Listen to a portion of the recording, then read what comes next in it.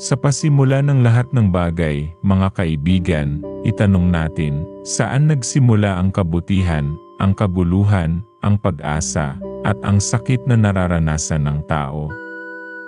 Ang sagot ng Biblia ay malinaw, nagsisimula ang kwento sa Diyos, ang lumikha na nagbigay ng liwanag sa gitna ng kadiliman, ng kaayusan sa gitna ng kaguluhan, at ng buhay sa gitna ng kawalan. Sa episode na ito, bubuksan natin ang aklat ng Genesis at susundan ang daloy ng kwento mula paglikha hanggang kay Jose sa Ehipto, hindi lang para basahin, kundi para unawain at iugnay sa pangaraw-araw na buhay natin dito sa Pilipinas. Makinig tayo ng sama-sama at hayaang ang sinaunang salitang ito ay magsalita sa makabagong panahon. Sa pasimula, nilikha ng Diyos ang langit at ang lupa.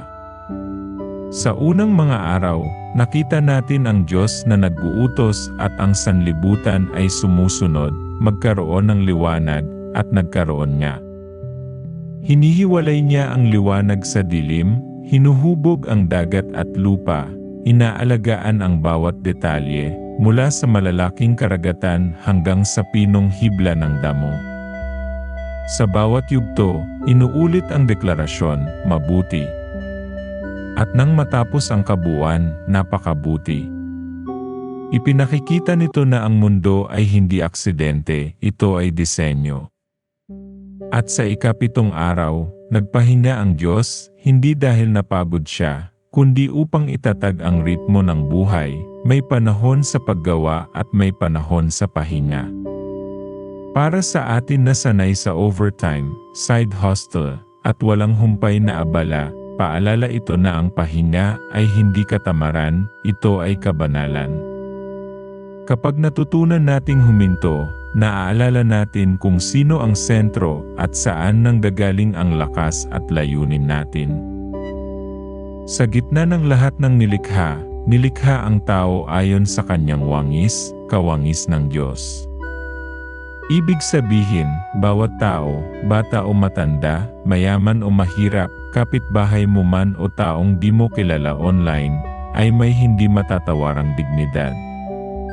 Kapag naunawaan natin ito, nagbabago ang paraan ng pakikitungo natin sa isa't isa. Nagiging tapat tayo sa panukat at pananalita, nagiging maingat sa comments at posts, at pinipiling igalang ang kapwa. Kung kawangis ng Diyos ang taong kaharap mo, hindi mo siya dadayain, hindi mo siya hahamakin, at hindi mo siya gagamitin para sa sarili mong pakinabang. Ang tawag sa atin ay pamahalaan ang mundo bilang mabubuting katiwala, alagaan ang kalikasan, itaguyod ang katarungan, at unahin ang kapakanan ng kapwa. Subalit sa hardin ng Eden, pumasok ang tukso. Ang tanong na gumising sa pag-aalinlangan, totoo bang ipinagbabawal? Minsan, hindi ang kasalanan ang unang hakbang, kundi ang pagdududa sa kabutihan ng Diyos, na para bang may itinatago siya, na para bang mas alam natin ang makabubuti. Doon nagsimula ang pagnanais na maging Diyos sa sariling paraan. Nang kinagat ng tao ang ipinagbabawal na bunga, pumasok ang hiya at takot, at naputol ang dalisay na ugnayan sa Diyos, sa kapwa, at maging sa kalikasan.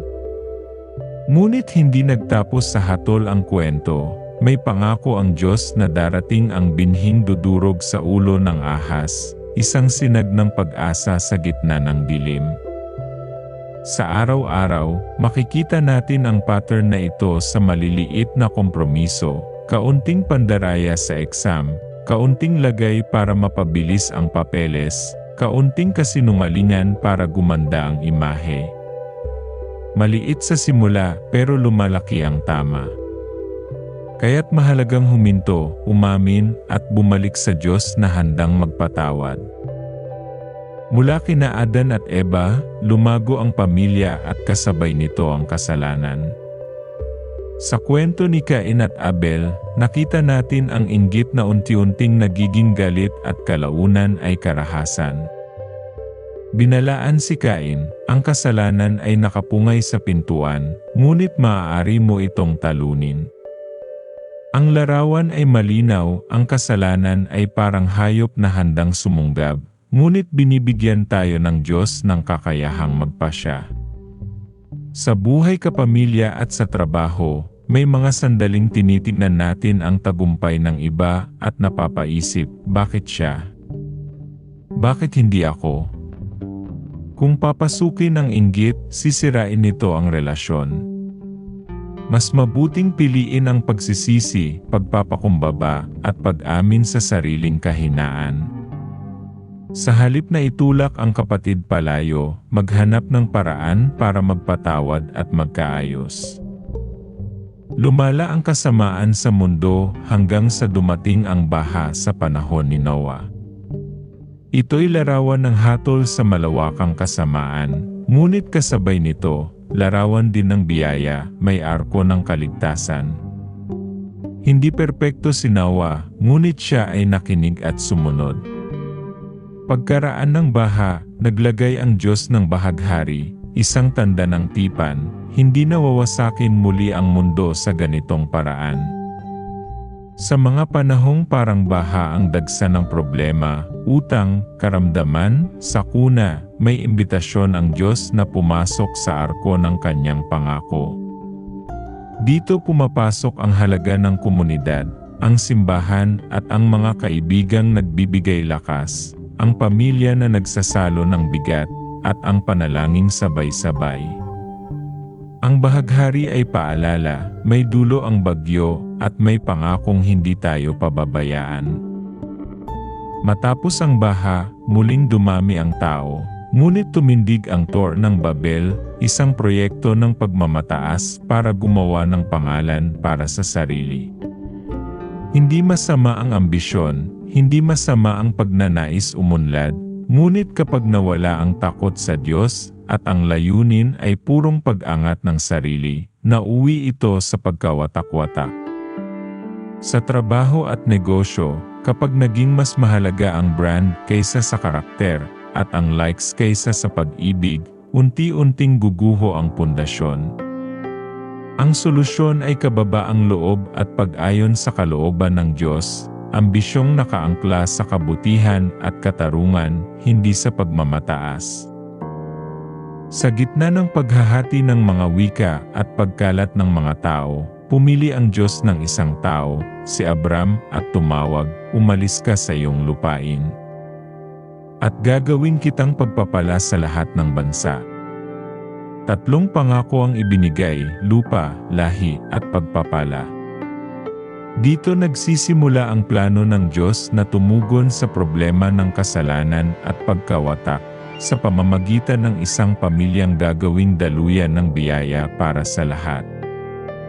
Ang pananampalataya ni Abraham ay hindi lamang paniniwala sa isip, ito ay paglakad kahit hindi pa nakikita ang resulta. Para sa marami sa atin, mga bayi na tumatahak sa di pamilyar na lupain, mga magulang na nagtataguyod ng pamilya sa gitna ng kahirapan, mahalagang paalala na kasama natin ang Diyos sa bawat hakbang. Hindi palaging malinaw ang daan, ngunit sapat ang pangako niya para ipagpatuloy ang paglakad. Sumunod kay Abraham ang kwento ni Isaac, at pagkatapos ay ni Jacob. Sa pamilya nila, makikita natin na hindi perpekto ang mga bayani ng Biblia. May panlilinlang, may favoritism, may takbuhan sa problema. Ngunit sa gabi ng pakikibuno ni Jacob sa Diyos, may nangyaring radikal, pinalitan ang pangalan niya at tinawag na Israel. Ang pagbabago ay hindi lamang sa labas, ito ay pagbabago ng pagkakakilanlan, ng puso, ng direksyon ng buhay. Marami sa atin ang sanay umiwas kapag masakit ang katotohanan, ngunit inaanyayahan tayo ng Diyos na harapin siya, sa panalangin, sa pagsisisi, at sa pagsunod, at hayaan siyang baguhin ang ating pangalan at kwento. Sa pamilya, nangangahulugan ito ng pag-amin sa pagkukulang, paghingi ng tawad, at pagbuo ng mga bagong hangganan na may pag-ibig at katotohanan. At narito ang isa sa pinakamakulay na bahagi ng Genesis, ang buhay ni Jose. Isang kabataang minahal ng ama, kinainggitan ng mga kapatid, ipinagbili bilang alipin, at ibinilanggo dahil sa kasinungalingan. Sa likod ng lahat ng ito, hindi iniwan ng Diyos si Jose. Binigyan siya ng karunungan at katapatan hanggang sa panahon na ginamit siya upang magligtas ng maraming tao mula sa gutom, kabilang ang mismong pamilyang nagkanulo sa kanya. Nang harapin niya ang kanyang mga kapatid, sinabi niya ang mga salitang sumasalo sa diwa ng providensya ng Diyos. Ang masama ninyong balak, ibinaling ng Diyos para sa mabuti. Ito ang lens na nagbibigay saysay sa ating mga sugat. Ang mga trahedya at pagsubok ay hindi laging katapusan, maaari silang maging daanan ng pagpapala sa iba.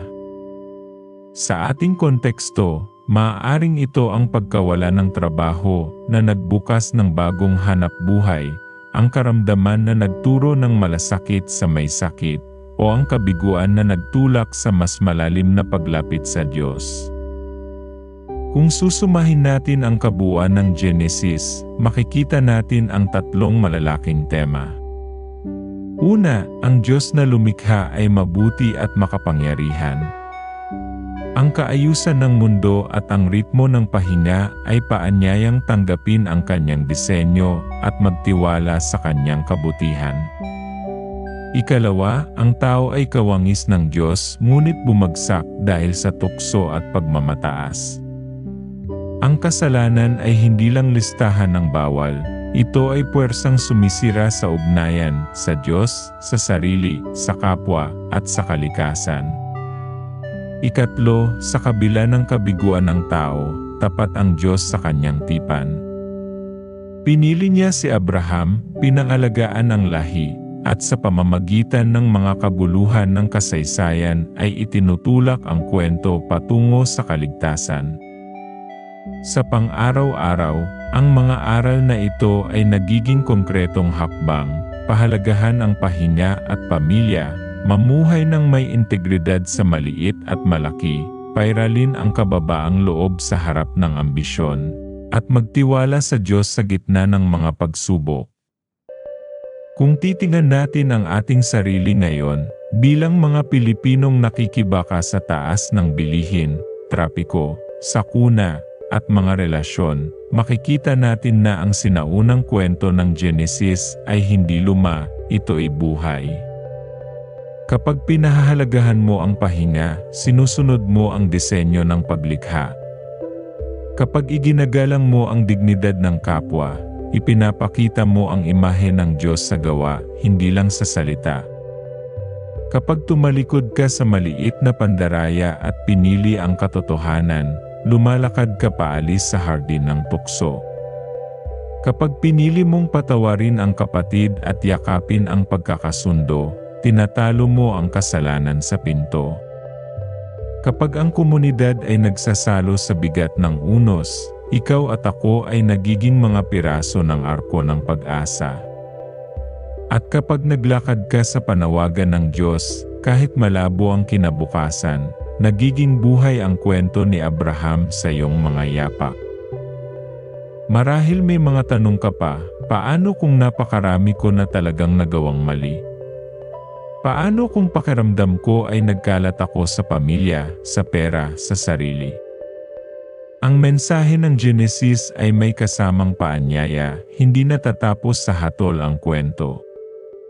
May tipan ng Diyos at may pangakong pag-asa. Hindi niya hinihingi na perpekto tayo bago tayo tanggapin, inaanyayahan niya tayong lumapit, umamin, at magtiwala na kaya niyang baguhin ang ating pangalan at direksyon. Tulad ni Jacob, maaaring gabi ng pakikibuno ang panahon mo ngayon, ngunit sa umaga, may bagong tawag at bagong lakad.